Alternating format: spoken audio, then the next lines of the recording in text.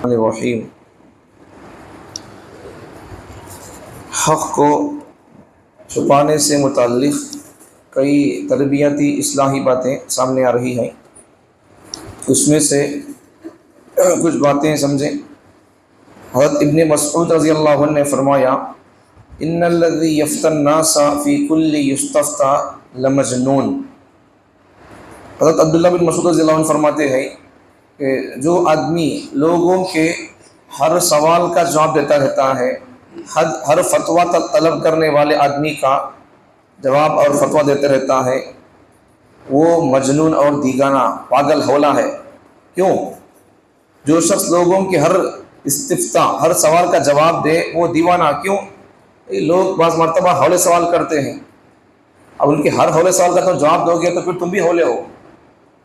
کبھی کبھار لوگ جاننے کے لیے نہیں، ایسے کچھ آپ کو ٹیسٹ کرنے کے لیے یا پھر خامخواہ چپ کے اعتراض کرنے کے لیے سوال کرتے رہتے ہیں. ایسا پیغمبر صلی اللہ علیہ وسلم نے حدیث میں کیا فرمایا کہ علماء سے عوام وہ سوالات جن کا جواب دینے میں علماء سے غلطی ہو سکتی ہے، وہ جواب، وہ باتیں ہمیشہ ذہن میں نہیں رہتی ہیں، ویسے سوالات ان کو نہ کرو اور ان کو خامخواہ غلطی میں نقد ڈالو بول کر ہے. فرعون کی اماں کا نام کیا، موسیٰ کی اماں کا نام کیا ہے، یہ سب چیزیں. نوح علیہ السلام کی بیوی کا نام کیا ہے، کیا ہے کہ ہمارے کیا معلوم ہے، کیا ضرورت ہے ہمارے کو اس سے؟ اللہ سب پوچھتے ہیں کیا ہمارے کو؟ بھائی موسیٰ پر ایمان لاؤ، یہ ہے بس، ختم ہے. جتنے نبیاں ہیں جن کے نام قرآن میں ہے، 30 نبیوں کے نام بھی قرآن میں نہیں ہے، 25 نبیوں کے نام مشکل سے قرآن میں ہے. اس کے علاوہ کتنے لاکھوں کے نبی آئے، نام نہیں ہے ان کا. نہیں تو کیا کرنا ہے بھئی؟ جن کے نام قرآن مجید میں بیان ہوئے تو ان کی کچھ زندگیاں، ان کے کچھ واقعات بیان ہوئے، تو ان کی زندگیوں سے ہمارے لیے کچھ سبق مل سکتا تھا، تو اللہ تعالیٰ ان کے واقعات بیان کیا. اور کئی نبیوں کے نام بیان نہیں کیا، ان کے نام خالی بیان کر دیتے، پھر قرآن پورا نامات رہتا، نبیوں کے نام رہتی، پھر قرآن میں احکامات نہیں رہتے. یا پھر سب کے نام بیان کیے تو قرآن مجید میں ایسے 2 نہیں 10 قرآن آنا پڑتا. پھر یہ ہے تو قرآن پڑھ نہیں سک رہی ہمیں، پھر ان کے سب نبیوں کے نام کا یاد رکھیں گے ہم؟ قرآن میں ہے سب 25 ناموں کو یاد نہیں ہے نبیوں کے، پھر ان کے سب نام لاکھوں کے کیا یاد رکھیں گے؟ ہمارا عقیدہ کیا ہے؟ ہمیں سب نبیوں پر ایمان لے کر آنا، بس ختم. جن کے نام قرآن میں ہے، جن کے نام قرآن میں نہیں ہے، سب پر ایمان لے کر آنا ہے. تو نبی نے کس بات سے منع کیا ہے؟ عوام علماء سے خامخواہ کے سوالات نہ کریں جس سے علماء جواب دینے میں غلطی کر سکتے ہوں، غلطی کے اندر مبتلا ہو سکتے ہوں، پھر اسے سوال نہ کریں ان سے. تو ہر سوال کا جواب دینا ضروری نہیں ہے. اگر ہر سوال کا بندہ جواب دیتا ہے وہ دیوانہ ہے. لوگ کبھی کبھار آزماتے رہتے ہیں، دیکھنے سے علم کتنا کم ہے بول کر. ورنہ بعض لوگ کیا کرتے ہیں، اگر کوئی مولوی صاحب انہوں شریعت کی کوئی بات بولے تو انہوں غصے میں جاتی بولے تو بعض لوگ کیا کرتے ہیں، دکھاتا ہوں میں، ہمارے مولوی صاحب دیکھ کیسا غصہ ہوتی ہے کہ یہ بات پوچھے تو بول کو لانے کا دیکھتی ہے ان کو کھانا کھانے سے پوچھ کو مولانا فلاں جگہ پر مسجد میں سود دیتی کہتے ویسا. مسجد میں جب دیتی بولے تو پوائنٹ نوٹ کر کون لاجیکلی سوال کرتا. وہ اگر مسجد سے جب سود دیتی ہو تو مطلب کیا ہے؟ سود حلال ہی چھے نہیں کیا تمہیں حرام بولتی خامخواہ بول کر ایسا سوال کرتا. ہمارے کو چڑھ جاتی بی پی، اسے بولیں گے پھر اس کی ایک اٹھا دیں گے. پھر اب ان کو اپنے دوست کو بولنے کو مذاق کرتا رہتی، بولا نہیں بھائی ان کو جا کے مسئلہ بولے تو غصے ہوتی ہیں بول کو دے، ایسا مذاق کرتے لوگ کبھی کبھار. اس لیے حضرت عبداللہ بن مسعود کیا فرماتے ہیں، لوگوں کے ہر سوال کو جواب دینے کی ضرورت نہیں ہے. کس سوال کا جواب دینا ضروری ہے یا پھر کب جواب دینا ضروری ہے؟ اگر کوئی بندہ علم کی کوئی مصروفیت میں ہے، پڑھا رہا ہے، اب میں پڑھا رہا ہوں، کوئی بندہ سوال کر رہا ہے یا سلام کر رہا ہے، یہ جواب دینے کی ضرورت نہیں ہے. میں اپنے کام میں لگا ہوا ہوں، یہ بھی کام ہے، دین کا کام ہے، اپنے کام میں لگا ہوا ہوں، میری مصروفیت ہے. ان سلام کا جواب دینا ضروری نہیں ہے. ان کی سوال پوچھ رہا ہے، جواب دینا ضروری نہیں ہے. بعد میں سوال کرو، آپ کا ذاتی سوال ہے، کوئی بات ہے، بعد میں درس کے بعد پوچھو، جواب دوں گا. ابھی کوئی بات بولنے کی ضرورت نہیں ہے، ویٹ کرنا چاہیے. نبی صلی اللہ علیہ وسلم بیان کر رہے تھے، بخاری میں کتاب العلم میں حدیث آتی ہے، شروع کے صفحات میں ہی ہے. تو ایک آدمی آ کر نبی صلی اللہ علیہ وسلم سے سوال کرتا ہے. کیا سوال کرتا ہے؟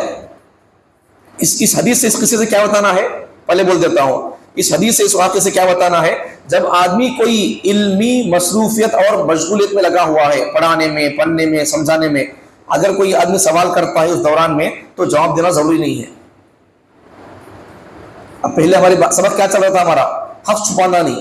اب آپ اوپر عبداللہ بن مسعود کا قول کیا آیا ہے، ہر سوال کا جواب دینا نہیں. اب بھی دوسری بات کیا بول رہا ہوں، پڑھنے میں لگے ہوئے ہو تو پھر کوئی آدمی سوال کرا تو جواب دینا نہیں. جواب کب دینا ہے؟ بات آگے آئے گی. یہ سوال سنو، بات سمجھ آ جائے گی. یہ قصہ سنو. نبی صلی اللہ علیہ وسلم لوگوں سے کچھ بات چیت کر رہے تھے، کچھ پڑھا رہے تھے، کچھ بول رہے تھے، مصروف تھے نبی صلی اللہ علیہ وسلم. ایک آدمی آئے، آ کر انہوں نے سوال کیا. کیا سوال کیا؟ متی الساعہ، قیامت کب آئے گی، یہ سوال کیا انہوں نے. تو نبی صلی اللہ علیہ وسلم اپنے کام میں لگے ہوئے تھے. اب اگر اس وقت اگر میں پڑھا رہا ہوں آپ کو، تو پھر اگر کوئی آدمی اگر سوال کرے فرعون کو بچے تھے نہیں تھے، سوال کر رہا ہے فرعون کی بیوی کا نام کیا تھا، یا پھر فرعون کی اماں کا نام کیا تھا، انہیں فرعون بھایا کہتے تھے بول کر پوچھا. ان کہاں پیدا ہوا ہے، بچپن میں دودھ کس کا پیا ہے، خود کی ماں کا پیا ہے یا کوئی اور پلا ہے، کتنے دن پلا بول کر. میں پڑھا رہا ہوں یہاں، میرا یہ کام اپنا ہے. وہ بے ضروری سوال ہے، وہ اس کو جواب دینے کی ضرورت نہیں ہے. واقعہ سنو آگے، جس کا جواب دینا ہے کب دینا ہے بول کر. نبی صلی اللہ علیہ وسلم پڑھانے میں لگے، ان کا سوال سنے چھوڑ دیا، جواب نہیں دیا، ان کو توجہ نہیں دی. اپنے پڑھانے میں لگے ہوئے تھے، ان کو سمجھاتے تھے، سمجھانے لگو ہے پڑھانے میں. بعد میں پورا بیان، پورا سبق ختم ہونے کے بعد میں نبی صلی اللہ علیہ وسلم نے پوچھا کون با بندہ تھا سو جو یہ سوال کیا مجھ سے ابھی تھوڑی دیر پہلے، کون ہے؟ وہ صحابی اٹھ کر بولنے لگے میں سوال کیا رسول اللہ. وہ اچھا. اب نبی صلی اللہ علیہ وسلم بعد میں جواب دیتے ہیں ان کا. تو کیا بات سوال کرے سو؟ قیامت کا بات ہی بول کر. بعد میں نبی صلی اللہ علیہ وسلم ان کو سمجھاتے ہیں قیامت آتی ہے، لیکن قیامت کے لیے تم، نبی صلی اللہ علیہ وسلم آگے ان سے فرماتے ہیں قیامت تو آئے گی لیکن اس کی کچھ علامتیں ہیں. انہوں نے پوچھا رسول اللہ قیامت کی علامتیں کیا ہے؟ تو نبی صلی اللہ علیہ وسلم نے کیا فرمایا؟ دیکھو، جب امانتیں نااہل لوگوں کو دی جانے لگیں، سنبھال نہیں سکتا بندہ ممبر مصلی کو، مسجد کو، ویسے لوگوں کو دی جائیں گی امانتیں. پبلک کے ایمان کی حفاظت کیوں ہو سکتی ہے؟ ذمہ دار کو خود معلوم نہیں ہے، ان کیا خاتم ان کی حفاظت کرے گا. امیر کو خود معلوم نہیں ہے کہ ہماری پبلک کی، ہماری عوام کی تربیت کیسے کرنا ہے، انہوں کس فتنے میں مبتلا ہے، انہوں کئی کو نہیں نمازوں کو، اسے خود معلوم نہیں ہے، ان کیا ان کی تربیت کرے گا. ان خود سدھرا ہوا نہیں ہے، ان خود پڑھا ہوا نہیں ہے، ان کی بربادی کے اسباب سے خود معلوم نہیں ہے، ان کی آبادی کا کیا سوچے گا. پیغمبر نے کیا فرمایا؟ قیامت کب آئے گی؟ تو پیغمبر نے فرمایا اذا وسد الامر الى غیر اہلہ، جب ذمہ داریاں نااہل لوگوں کو دی جانے لگیں تو سمجھو فانتظر الساعہ، اب تم ویٹ کرو قیامت کا. یہی بات ہو رہی ہے اس وقت میں. نااہل لوگوں کو ممبر مصلی ان کے حوالے، مسجدیں اور مسجدوں کی ذمہ داری ان کے حوالے، عیدگاہوں کی ذمہ داری ان کے حوالے، خانقاہوں کی ذمہ داری ان کے حوالے، درگاہوں کی ذمہ داری ان کے حوالے. اب یہ لوگ کیا کرتے ہیں؟ ان کو تو آتا نہیں پڑھنا، انہوں خود شرک میں مبتلا ہے، ان کو مبتلا کر دیتے ہیں. جی بات یہی قیامت کی علامت ہے، یہ پیغمبر نے یہ فرمایا ہے. بات اس سے کیا سمجھ میں آ گئی؟ اگر آپ کوئی مصروفیت میں پہلے سے لگ کر کام کر رہے ہیں، اب اگر کوئی بندہ جو سوال کر رہا ہے، اب ان کا سوال کا جواب نبی نہیں دیتے تو کوئی فرق نہیں پڑتا تھا. غیر ضروری سوال ہے وہ، ان کا اب سوال کا جواب نہیں دیں گے تو فتنے میں مبتلا ہوں گے، ایسی بات نہیں ہے، غیر ضروری سوال ہے یہ. تو ضروری سوال کا جواب دینا ہے پوچھنے پر. پڑھا رہی ہیں اب اگر کوئی بندہ آ کر سوال کر رہا ہے، مولانا ہمارے بازو گلی میں ایک آدمی آ گیا ہے، آ کر نبوت کا دعویٰ کر رہا ہے، اب میں یہ بند کر کے اس کا جواب دینا ہے. کیوں؟ ان جو سوال کر رہا ہے وہ اس سے اہم ہے. کیوں؟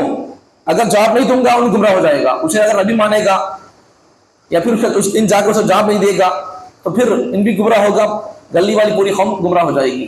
ان جو سوال کر رہا ہے اس سوال کا جواب کا تعلق عقیدے سے ہے، تو جب عقیدے کا سوال کیا جائے تو پھر ویٹ نہیں کرنا. قرآن کیوں نہ پڑھا رہے ہو آپ، بند کر کے تھوڑی دیر کے لیے ان کے عقیدے کا سوال کا جواب دے کر بھیجو ان کو. یہ بات ہے. تو ضروری سوال، حلال حرام کا سوال کر دیا بندہ، عقیدے کا سوال کر دیا تو پھر یہ بند کر کے اس کا سوال کا جواب دو پہلے. یہ بات نہیں ہے. آگے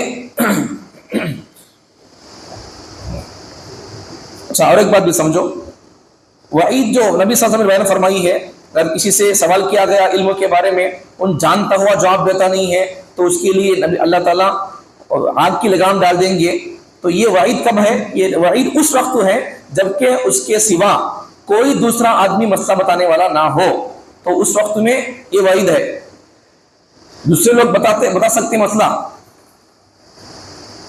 کئی لوگ ہیں، کئی علماء ہیں، مسئلہ بول سکتے ہیں، بتا سکتے ہیں، تو پھر اگر ان پوچھنے پر نہیں بولتا ہے تو پھر ان اس وعید میں نہیں آتا ہے. کون بتانے والا نہیں ہے، ایک جنا چاہے زندہ، تو پھر اس وقت میں اس کی ذمہ داری ہے بتانا مسئلہ. اگر نہیں بولے گا تو پھر آگ کی لگام اس کے منہ میں ڈالی جائے گی وہ وعید میں آ جائے گا۔ یہاں بھی ایک بات سمجھو، واللہ کے لوگ تو ہے، واللہ کے علماء تو ہے، لیکن قوم کی روا روی میں چل رہے، حق بتانے والے نہیں ہیں۔ قرآن میں جتنا ہے جو ہے وہ بتانے والے نہیں ہیں، ذہن میں جو آیا یا پھر بغیر مطالعے کے بغیر تحقیق کے بولنے والے ہیں، تو اس وقت میں تحقیق محقق علماء سے ہم کو رجوع کرنا پڑے گا۔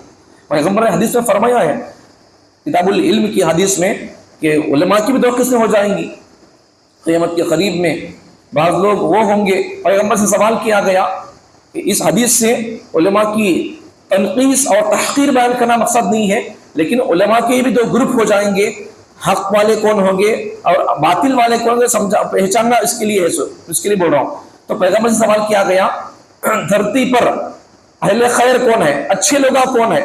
تو پیغمبر نے فرمایا علماء ہی بہت اچھے، سب سے اچھے ہیں۔ پھر پیغمبر سے پوچھا گیا اہل شر کون ہے، برے لوگ کون ہے؟ پیغمبر نے فرمایا برے لوگ علماء ہی ہے۔ حدیث میں خیر کا لفظ، خیر کے بارے میں جب پوچھا گیا اچھے کون تو بولے علماء، برے کون تو بولے علماء۔ مطلب کیا ہے؟ خیر پھیلنا ہو تو پھر انہیں جب حق بولیں گے، قوم کو حق کی طرف رہبری کریں گے تو قوم حق پر رہے گی۔ اب جب علماء خود باطل کے کارندے بن کر سے بولنے پر تل گئے ہیں، قوم کو گمراہ کرنے کر لگ گئے ہیں، یہودیوں کے ایجنٹ بن چکے ہیں، تو پھر اب ان کو کون بھی قابل نہیں کر سکتے۔ انہیں خود جب گمراہ ہوئے تو پھر ان کو بھی گمراہ کر دیں گے، ان کی گمراہی کا بربادی کا سبب ان پر ہوگا۔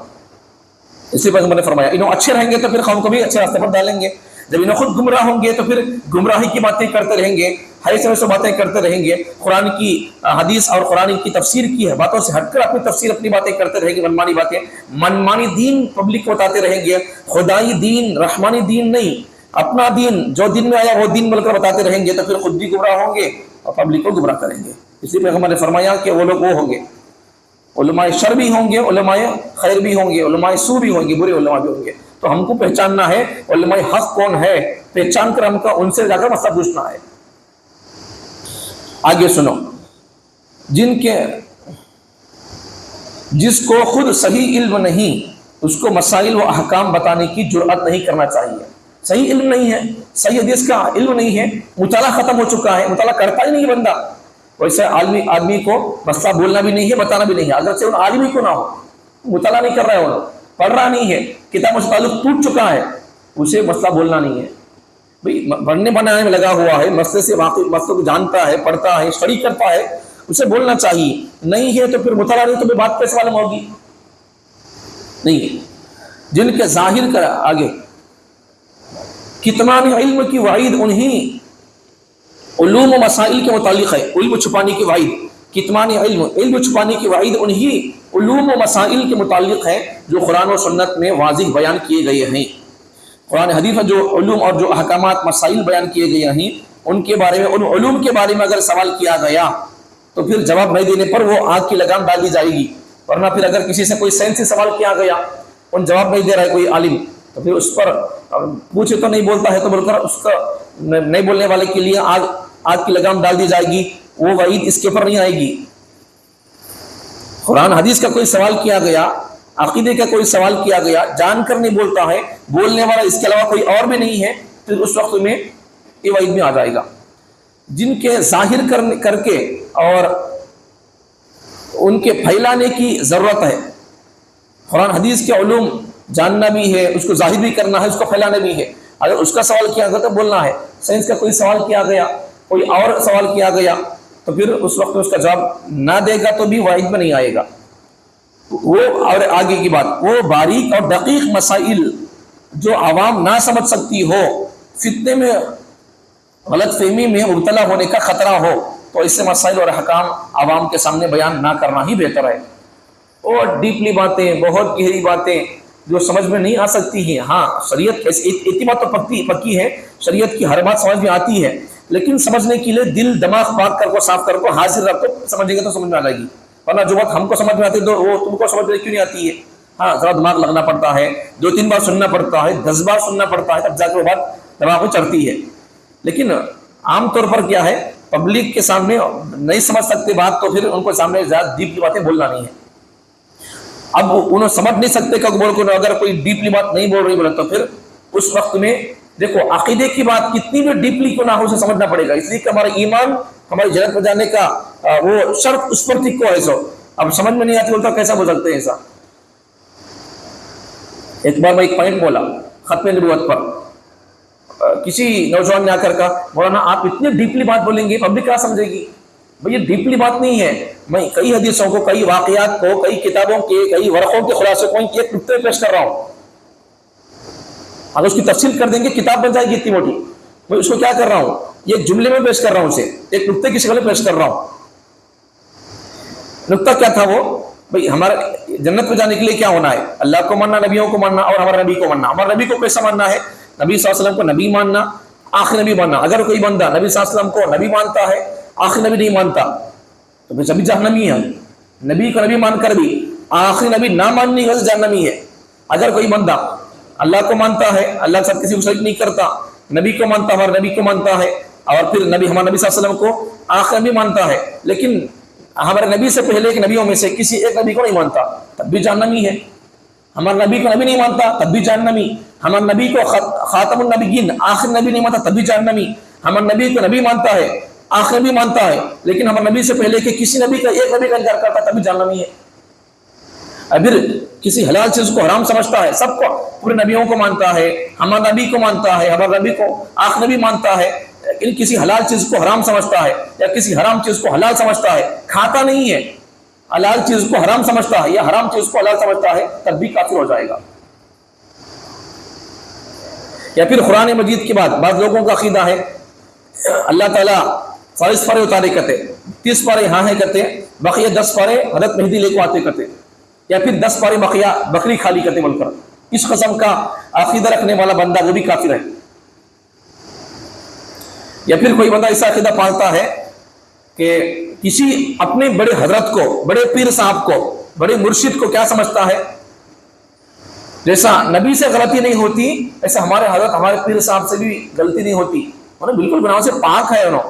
اگرچہ ان کو نبی نہیں بولتا ہے، لیکن ان کے لیے جو عقیدہ نبی کے لیے ہونا، جو کوالٹیز اور صفات نبی کے لیے عقیدے میں اسلام نے قرآن میں رکھا ہے، وہ عقیدہ اور وہ صفات اپنے حضرت کے لیے، اپنے پیر اور مرشد کے لیے لگاتا ہے، تو پھر وہ آدمی بھی کافر ہے. یہ بات ہوگی. اچھا اب یہاں تک بات ہوگی. اور آگے کی بات، اگر کوئی بندہ نبیوں کو مانتا ہے، سب نبیوں کو مانتا ہے، حلال چیز کو حرام نہیں سمجھتا، حرام چیز کو حلال نہیں سمجھتا، اپنے اپنے جگہ جس کا جو حق اسے وہ حق دیتا ہے، لیکن ہمارے نبی کے بعد میں کوئی بندہ نبیت کا دعویٰ کرتا ہے، اسے بھی مانتا ہے، بھی کافر ہو جائے گا. غلام محمد قادیانی نبی ہونے کا دعویٰ کیا، اسے بھی نبی مانتا ہے. ان بول رہا کرتے تو ان قرآن کو سمجھاتا ہے، قرآن کو بولتا ہے، انہوں بول کو چلے گیا. عیسیٰ علیہ السلام جس کی بشارت دی ہے وہ میت کو بولتا ہے، انہوں میت سے بول کر بولتا ہے، قرآن سے بولتا ہے، میرے اوپر وحی آتی ہے بولتا ہے، انہوں میرے اوپر وحی آتی ہے وہ بولتا ہے. اس سے ہم اسے مانتی ہیں، نبی ہونے کے لیے وحی آنا ہے. اب غلام محمد قادیانی بولتا ہے میرے اوپر وحی آتی ہے بول کر. عیسیٰ علیہ السلام جو بشارت دی میت کو بولتا ہے، احمد میت بول کر بول رہا ہے، پھر کیا ہے میرے اوپر وحی آتی ہے بولتا ہے، اس لیے میں اسے نبی مان رہا ہوں بول رہا ہے. سب نبیوں کو مانتا ہے، ہمارے نبی کو مانتا ہے، ہمارے نبی کو آخر نبی مانتا ہے، کسی حلال چیز کو حرام نہیں سمجھتا، حرام چیز کو حلال نہیں سمجھتا، جس کا جو حق اسے وہ حق دیتا ہے. اور پھر آگے کی بات، ہمارے نبی کے بعد غلام محمد قادیانی نے نبوت کا دعویٰ کر دیا، اسے وہ نبی مانتا ہے، تو یہ سب چیزیں پکا ہو کر بھی جب اسے نبی مان رہا تھا پھر کافر ہو جائے گا. یا پھر اسے دلیل پوچھتا ہے، صحیح ہاں صحیح تو بھی عیسیٰ علیہ السلام میرے بات ایک نبی آتے کو بولے، نام احمد ہوتا ہے بول کو بولے، اور ان بولتا بھی ہے میرا نام احمد بول کو بول کو، عیسیٰ علیہ السلام کی میں بشارت بول کر بول رہا ہے، اور پھر میرے اوپر وحی آتی ہے بول کر بولتا ہے. اب اسے کوئی بندہ مانے گا یا اسے دلیل پوچھے گا، یہ دلیل پوچھنے والا بھی کافر ہو جائے گا. اب جب یہ پوائنٹ میں جب بیان کیا، ایک نوجوان اگر مولانا آپ اتنے ڈیپلی باتیں کریں گے تو پبلک کو کیا سمجھ آئے گی.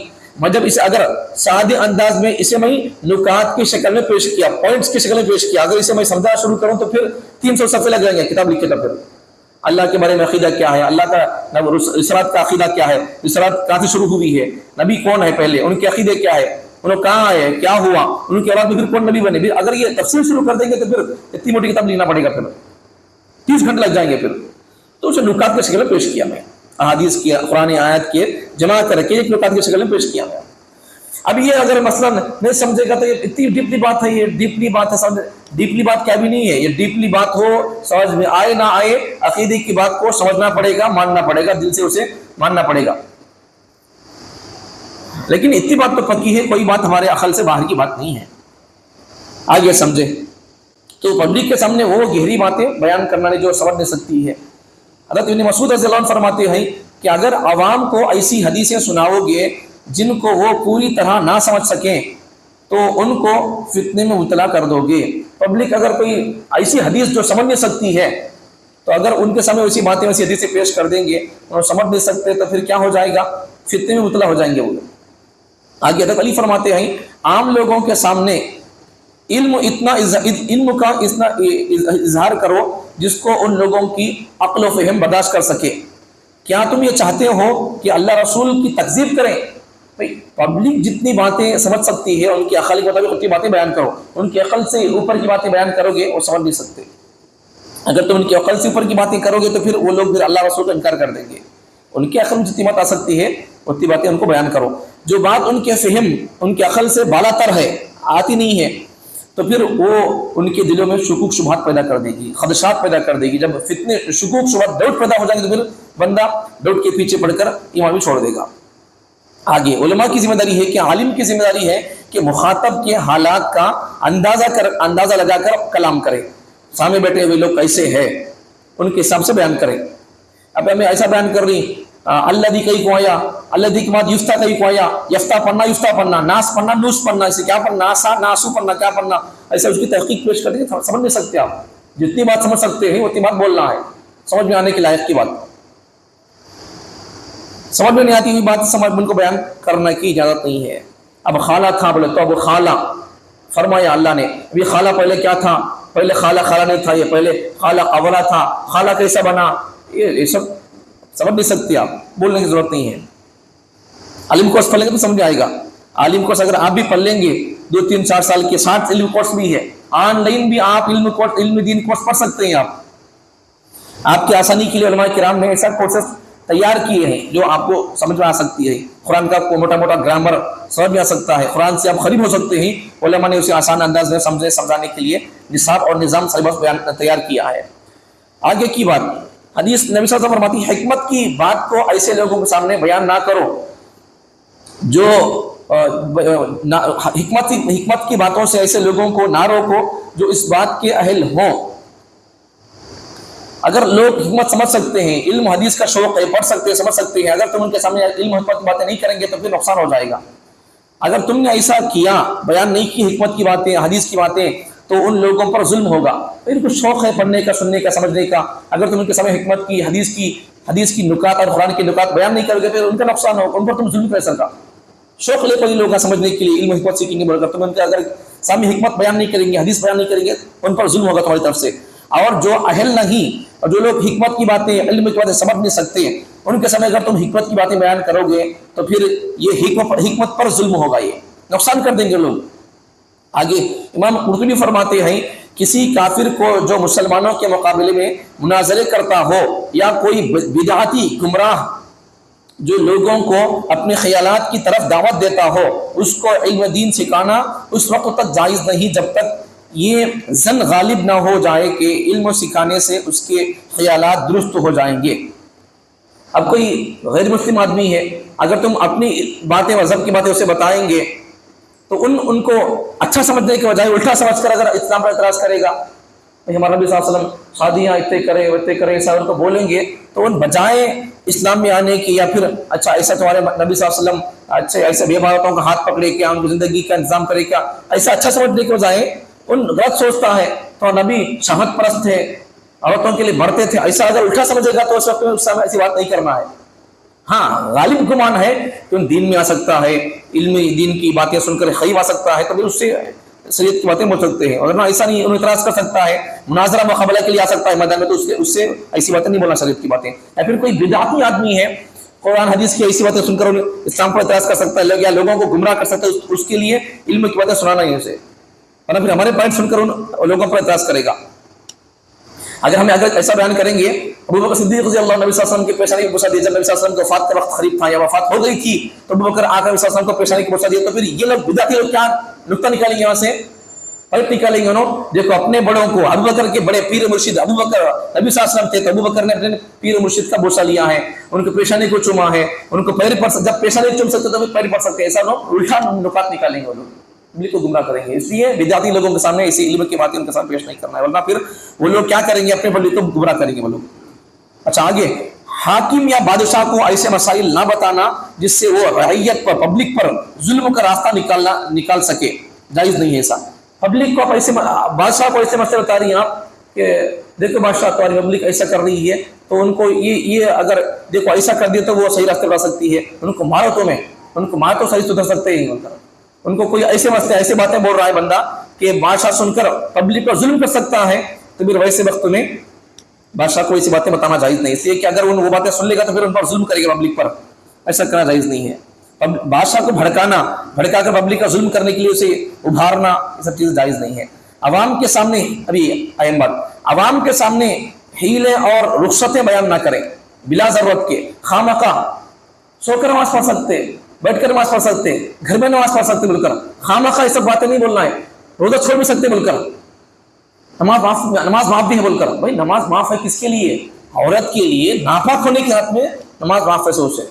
تمہیں خواہ بھی مسئلہ بیان کر رہی جو مسئلہ عورتوں کے ساتھ تعلق رکھنے والا ہے، جب عوام میں ان کے لیے بیان کریں گے تو پھر نماز بعض موقعوں پر نماز مسلمان کے لیے چھوٹ بھی ہے بولیں گے تو پھر نماز چھوٹ ہے کہ چھوڑا دینا ہوگا۔ پھر یہ مسئلہ کن کے لیے؟ ان کے لیے ہے وہ حالت میں ہے، ناپاکی کی حالت میں۔ آدھا مسئلہ بیان کریں گے یا پھر پورا مسئلہ بیان نہیں کریں گے تو پھر پبلک کیا ہو جائے گی؟ گمراہ ہو جائے گی۔ ہیلے حوالے، وہ ہیلا ان کے لیے بہانہ ہے، سو ناپاکی کے حالت میں، ناپاکی کے دنوں میں، ناپاکی کے وقت تک نماز معاف ہے ان کے لیے، لیکن روزہ ان کے لیے بھی معاف نہیں ہے۔ روزہ عورتوں کے لیے بھی شریعت کی طرف سے معاف نہیں ہے۔ نماز تو معاف ہے ناپاکی کے حالت میں، لیکن روزہ معاف نہیں ہے۔ اگر رمضان میں عورت ناپاک ہو گئی، جتنے روز ناپاک تھی، روزہ چھوڑنا اس کے لیے مسئلہ اجازت ہے اس کے لیے، لیکن پاک ہونے کے بعد میں پھر جتنے روز چھوٹ گئے اس کے، پھر بعد میں رمضان کے بعد میں آئندہ سال رمضان آنے سے پہلے وہ روزے چھوٹے ہوئے روزے اسے پورا کرنا پڑے گا۔ مردوں کے لیے یہ مسئلہ ہے، بیماری سے چھوٹ گئے روزے تو پھر بعد میں اسے پورا کرنا پڑے گا۔ ہیلے حوالے پبلک سے بیان نہیں کرنا ہے بلا ضرورت کے، خواہ بھائی نماز پڑھنے کا حکم بیٹھ پر ہے، لیکن کس کے لیے؟ جو بندہ پوری دنیا پھرتا ہے گھوم پھر کر، پولیٹیکل لیڈر آ گیا، اس کے اپنے لیڈر کے ساتھ پھرتا پوری دنیا کا چکر لگاتا ہے، نماز پڑھا تو کیا مجبور ہو جاتا ہے؟ اب اس کی نماز بھی نہیں ہوگی ایسا پڑھے گا تو پھر وہ بندہ کھیت کو جاتا ہے، پورا کام کرتا ہے، آ کر یہاں ٹھانگا پسار کر سو جاتا ہے، یہاں کر بیٹھ کر نماز پڑھتا ہے، جائز نہیں ہے۔ تو اگر تو مجبور ہے، معذور ہے، تو پھر تو باہر نہیں پھرنا، مجبور ہونے کی علامت ہے۔ پوری دنیا گھوم رہا ہے، یہاں دیکھا تو بیٹھ کے پڑھ رہا ہے، قیام فرض ہے، پیچھے مسئلہ آ گیا تھا، نماز میں نہیں ہوئی لوگوں کی، پھر سب ماسا پوچھنا چاہیے کس کے لیے بیٹھ کر پڑھنے کا مسئلہ ہے بول کر۔ آگے دیکھو، ایک مولوی صاحب کے پاس ایک عورت آتی تھی، وہ بڑے مولوی صاحب تھے، دسترخوان دیتے تھے، تو ان کے پاس ایک عورت بڑے دور سے آتی تھی، اپنے بازو کھیڑے گاؤں سے کئی دور سے چل کر آتی تھی، لیکن جب ان کے پاس آتی تھی، ان کے دسترخوان چلتا تھا، تفسیر چلتی تھی، تو ان کے گھر کو جب آتی تھی تعویذ دکھانے کے لیے، کچھ مسئلہ پوچھنے کے لیے، تو ان کے گھر میں آ کر نماز پڑھتی تھی بیٹھ کر۔ اب مولانا ان کو معلوم ہوا تو تمہیں کیا ہم پورے وہ تمہارے گاؤں سے چل کو آتی، ہمارے گھر پہ آتے نماز پڑھنے کا وقت آتا پھر جانی نماز ڈال لے بیٹھ نماز پڑھتی ہیں تمہیں۔ اگر تمہیں معذور ہے تو پھر سچ میں تمہیں کسی میں آنا تھا، گھوڑے میں کی، گدے میں کی، سائیکل میں کی، کس میں کی تمہیں آنا تھا، رکشے میں کی، لیکن تمہیں وہاں سے دیکھتے چل کو آتی ہیں، یہاں آئے تک دیکھتے تمہیں مجبور ہے، معذور ہے، کا بول کو بیٹھ کر نماز پڑھتی ہیں۔ صحیح نہیں ہے یہ، اگر تمہیں معذور ہوتا تو تمہیں چل کو بھی نہیں آنا، کیا بات ہوئی ہے؟ یہ ایسا نہیں کرنا ہے، عذر خامخواہ کا اپنا عذر ہے ان کا، یہ نہیں کرنا ہے ایسا۔ تو جس کی وجہ سے خامخواہ عوام کے سامنے رخصتیں ہیلے بیان نہیں کرنا ہے، اس سے جس کی وجہ سے وہ احکام دین پر عمل کرنے سے ہی وہ ہیلے حوالے کو رکھ لے کر دین سے دور ہو جائے، ایسا ہو جائے، اس لیے ہیلے حوالے بیان نہیں کرا عوام کے سامنے۔ جس کا جو مسئلہ ہے، پرسنل مسئلہ، وہ آ کر پوچھنا میرا یہی مسئلہ ہے، میں کیا کر سکتا ہوں، پوچھنا چاہیے۔ میرے اوپر، میرے پاس جو پیسہ ہے وہ اتنا پیسہ ہو سکتا ہے، میری بیوی کے پاس مال کا، ہمارے پاس جتنا ہمارے پاس پیسہ ہو سکتا ہے اتنی ہمارے پاس خرچ بھی ہے، کیا کرنا ہے پوچھنا چاہیے۔ یا پھر کچھ قرض ہے، کچھ سونا چاندی ہے، کچھ اٹک کر ہے، کچھ رہن رکھ کر گروی رکھ کر ہے، کچھ جنگلات ہے، ہمارے ایسا جو مسئلہ ہے وہ اگر پرسنل مسئلہ ہے، پرسنل اگر پوچھے گا تو اس کے لیے کچھ شکل نہیں ہو سکتی ہے، لیکن خامخواہ ہیلے حوالے بیان کر کے یا سنا دیں گے تو پبلک ہیلے حوالے پر آ جائے گی، شریعت کے مسائل کو چھوڑ دے گی، پھر یہ مسئلہ ہو جائے گا۔ پھر نماز بھی معاف ہے، کب معاف ہے؟ مر گئے تو جنازے کے بعد معاف ہے، سو اب ایسا بولیں گے تو پبلک کیا سمجھے گی؟ پھر بعض موقع پر نماز معاف ہے بولیں گے تو پھر کب؟ مرنے کے بعد، جنازے کے بعد معاف ہے، ختم، زندگی کے ہمیشہ کے لیے معاف ہے۔ اب ایسا بولیں گے پبلک کیا سمجھے گی؟ الٹا سمجھے گی نماز معاف کرتے بول کر پھر نماز نہیں آئے گے لوگ، ایسا ہو جائے گا۔ پھر پبلک جتنی بات سمجھ سکتی ہے اتنی بات ان کو سمجھ میں ایسے کا بیان کرنا ہے، ورنہ پھر خامخواہ ہیلے حوالے ان کو بولیں گے تو پھر وہ لوگ ہیلے کو پکڑ لے کر شریعت پر نہیں آئیں گے وہ لوگ۔ اس لیے ہماری ذمہ داری ہے کہ ہم خامخواہ کے ہیلے حوالے بیان نہیں کرنا ہے۔ پبلک کی ذمہ داری ہے کہ پبلک کو چاہیے کہ وہ اگر اپنا کوئی ذاتی مسئلہ ہے، عذر ہے، تو پھر آ کر پوچھنا چاہیے میرا یہ مسئلہ ہے، ذاتی مسئلہ ہے، میرے لیے شریعت کی طرف سے کوئی گنجائش ہے کیا؟ کوئی شکل نہیں کر سکتی ہے میرے لیے، پوچھنا چاہیے. نہیں شکل نہیں کر سکتی تو پھر جو مسئلہ اس پر عمل کرنا ہے, نہیں شکل نہیں کر سکتی ہے, کوئی گنجائش نہیں کر سکتی ہے, پھر اس گنجائش پر آپ عمل کر سکتے ہیں. اللہ تعالیٰ ہم تمام کو شریعت کے پوری احکامات کو سن کر سمجھ کر اس پر عمل کرنے کی توفیق عطا فرمائے.